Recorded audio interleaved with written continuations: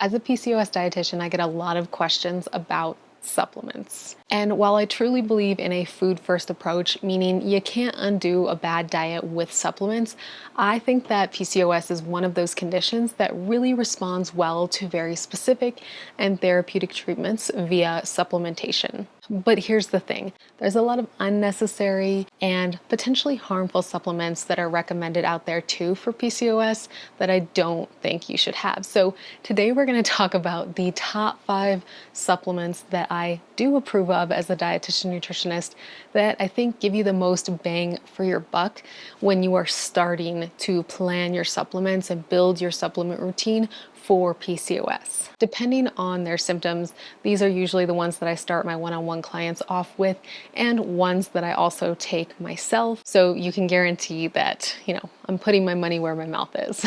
I went from having very sporadic, barely there periods that were painful when they did show up to having regular, consistent cycles and also conceiving.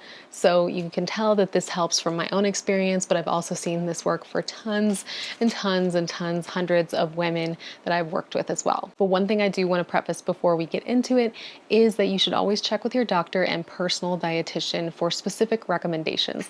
This is more for educational purposes and what works for me and for some of the clients that I've worked with, but your situation is always going to be a little bit different and your recommendations need to be catered to you. Links to all the supplements that I personally use and recommend in the description below. They're all third-party tested and GMP certified, meaning you know that you're getting quality and purity tested supplements. So you can feel free to check those out if you'd like to after you're done with this video. All right, without further ado, let's get into it. The number one supplement that I recommend for PCOS that I will say 10 times over is inositol. And this comes in the form of myo-inositol and D-chiro-inositol. The inositols are one of the most highly studied supplements for PCOS. They're sugar alcohols in the B vitamin family, which can help with insulin signaling. This is really important for PCOS management because around 70 to 80% of women with PCOS eventually go on to develop insulin resistance or already have it. So it's a really big challenge and very prevalent in PCOS management. Myo-inositol helps improve insulin sensitivity and glycemic control so you can manage your blood sugar better with PCOS and hopefully avoid developing prediabetes and diabetes down the line. It also helps with cycle regularity, which helps to regulate your menstrual cycles and thus boost ovulation, boosting fertility in the long run. So if you're looking to conceive in the future, or if your cycles are just irregular and you want them to be more normalized and steady and consistent, which I would argue even if you don't want to conceive now or in the future, you still want to try to aim for those regular and consistent cycles, even as annoying as they can be, because that's a sign that your hormones are in regular levels consistently, and that's a good sign for your health. Myo-inositol is a compound that can be found in our food, so you can find it in fruits, beans, nuts, and grains. But oftentimes with PCOS, what they've found or what they suspect in the research is that women with PCOS often just don't get enough of myo-inositol from our diet. So unless you're really, really strategic, you often need to supplement to get the most bang for your buck. But of course, I am not going to tell you not to have more of those myo-inositol rich foods because all of the foods that I mentioned, fruit, beans, nuts, and grains, are all really healthy for you and good for blood sugar management too. So definitely, of course, still include those in your diet even if you supplement. The research recommends that you get a 40-to-1 ratio of myo-inositol to D-chiro. So the myo is the 40 and the D-chiro is the 1 ratio. Having too much D-chiro-inositol actually has been associated with having worsened insulin resistance. So you want to have that right perfect ratio to get your glucose back in control and get those regular cycles. My personal favorite is Ovasitol. That is by Theralogics. They're a really high quality brand that is GMP certified and quality tested, and they have a lot of other great supplements for PCOS on their website, so I highly recommend checking them out. I do have a discount code if you're interested in checking them out. Then you can use my code DBNUT, so DBN UT. It's a different percentage off depending on which product you get. So I couldn't get a specific like DBN 10 or anything like that. So DBNUT for a discount on your Theralogix order if you decide to purchase. But Ovasitol is essentially just something that you can scoop. It's a powder that dissolves in your water or coffee or juice or anything that you have. You can hardly notice it, and you have it twice a day, typically, at least for the Ovasitol. And it helps with ovulation, blood sugar management, and it can also help tame some of those like high androgen, high testosterone symptoms as well, just by managing your other things like insulin and ovulation. It's weird because with PCOS, you'll notice that just about everything is kind of interconnected in some way. So when you manage one side of things, then you oftentimes start managing other symptoms too, either passively or actively, which I guess is not a bad thing. The next supplement that I highly recommend for PCOS is vitamin D. Now, I have seen hundreds of patients with PCOS. I currently work for myself, but I used to work for a PCOS-oriented company, so I see a lot of people and a lot of patients. And I will tell you, I would say about 95% of them had labs when they came in to see me. And maybe even more than 90% of the women that I saw that had labs had low vitamin D.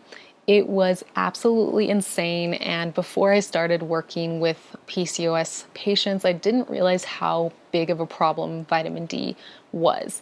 And this can sometimes mean vitamin D deficient, so you're extremely low in vitamin D, but sometimes it can also just mean like an insufficiency, so you have low vitamin D, but it's not excessively low. It's just a little bit low. So there is a variation. Some women are worse on the spectrum than others when they come in to get their lab work done. And vitamin D has been called one of the most important vitamins for PCOS. I would say probably close to myo-inositol. Vitamin D is very important for insulin resistance and regulating insulin levels. And I'm just going to be lazy today and read off some of my points. Low vitamin D is associated with insulin resistance. Studies have found that vitamin D helps reduce inflammation in women with PCOS, and it also helps with fertility, regular periods, and reducing the risk for depression and mood disorders. So vitamin D, as you can see, is very important for PCOS. And yes, you can absolutely get vitamin D from the sun. You can get it from fortified foods like fortified milk and fortified orange juice. Sometimes cereals also have vitamin D in them depending on the kind. Fatty fish like salmon and tuna, and egg yolks and beef liver. But just like myo-inositol, most of us who have PCOS are not getting enough from our diets, so that's where supplementation can help us get a more regular dose and therapeutic dose of what we need. And this is a YouTube video. I can't exactly tell you how much to take for you personally because I don't know what your levels are at, but I can tell you that between 2,000 and 4,000 IUs is usually safe to take for someone who has not had their lab work done. And above that, you definitely want to check your lab work and see how low you are. Oftentimes what we'll do if they're extremely low is the doctor will actually prescribe them a vitamin D that they can take once a week that's really high dose that they take for about 7 to 8 weeks. And then once they get off of that, we can recheck their levels and usually dose somewhere between 2,000 IUs and 5,000 IUs. Definitely highly recommend checking your levels if you can, but I know some people can't. So if you just want to get started, 2,000 to 4,000 is a pretty safe bet. You can always check with your personal doctor and dietitian if you are concerned.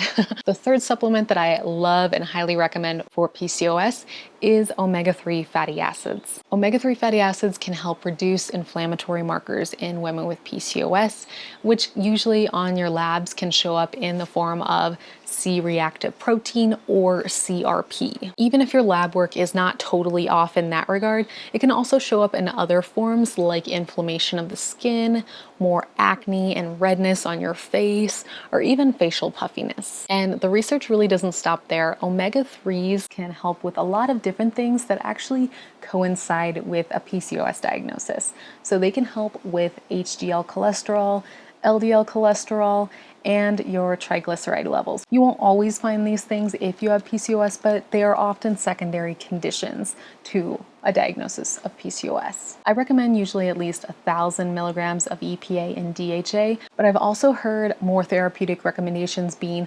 1,000 milligrams of EPA alone. I would recommend if you have more of the issues with triglycerides and cholesterol, and you also have high inflammatory markers, it might be a good sign to have a higher dose of omega-3s. But if you have just a few of those symptoms, then maybe a lower dosage would do it. Omega-3s have also been studied for lowering testosterone in PCOS, so the benefits really just don't quit.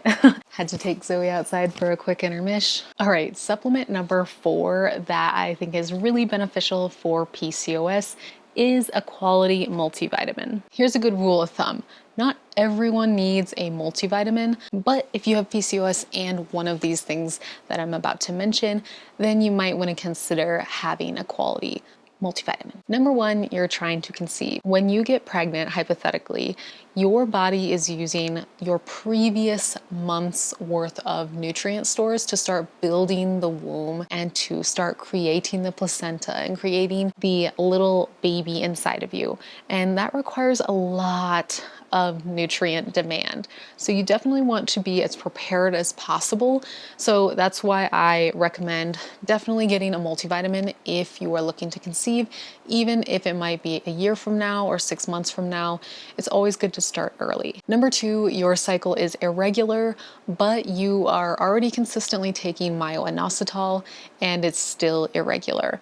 That to me can be a sign of a nutrient deficiency of some sort that maybe your diet is not providing you enough of, so a multivitamin can help cover your bases. You have a history of very restrictive eating or an eating disorder. This can mean anything from being on a super low calorie Weight Watchers diet to being someone who has a diagnosable disorder.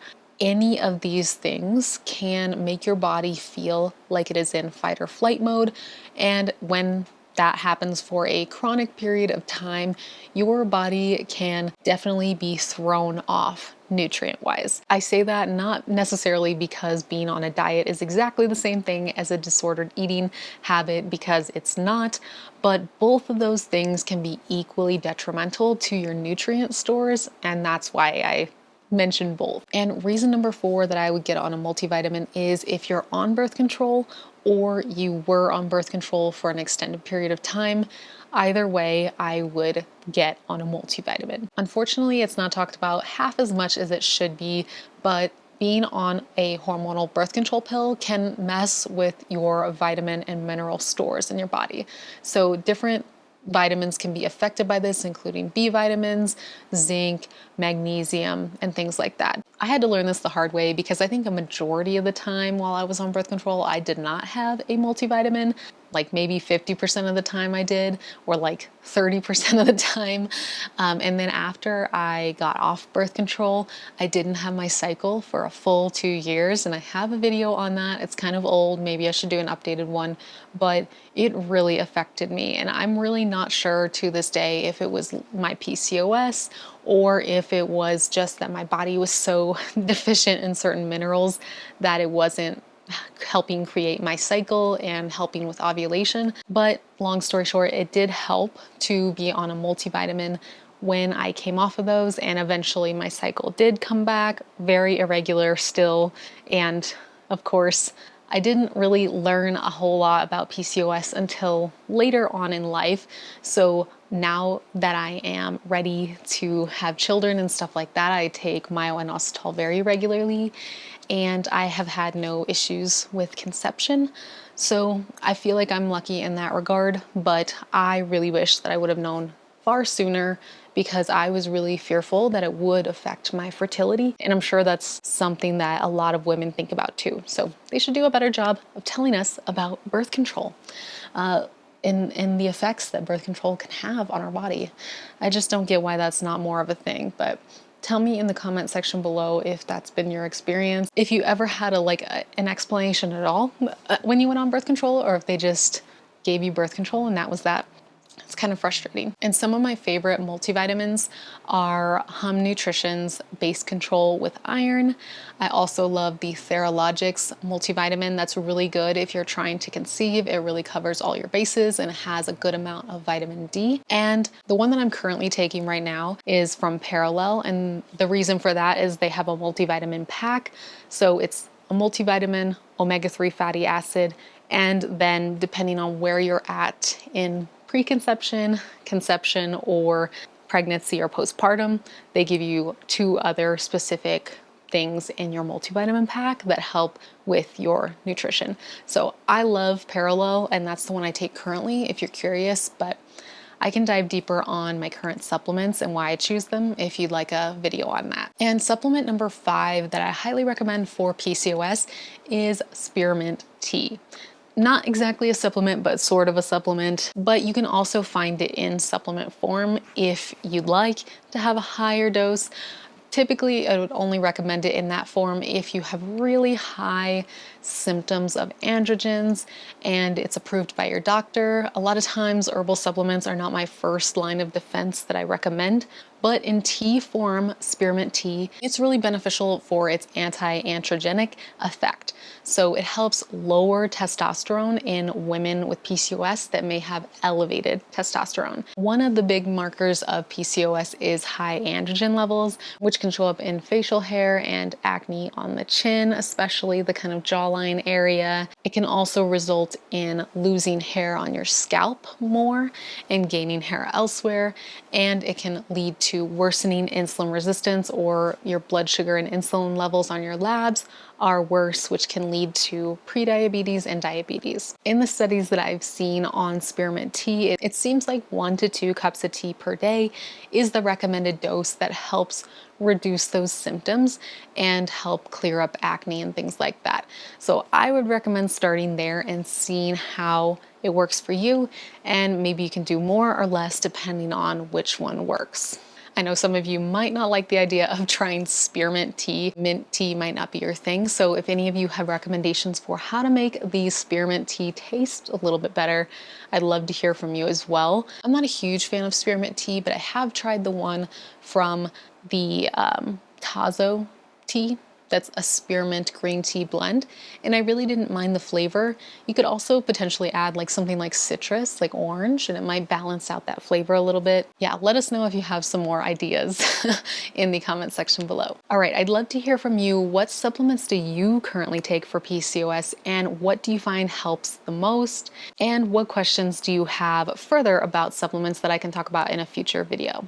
And hey, if you've ever dealt with PCOS facial bloating, you'll know it's super annoying. Some days I feel like my face looks normal, and then others it feels puffy and weird. So I want to share with you some of my favorite tips for reducing facial bloat in this video right here. Check it out and continue hanging out with me, and make sure to hit the subscribe button if you want to continue to see videos like this one. I post nutrition and fitness videos as a PCOS dietitian nutritionist and certified personal trainer.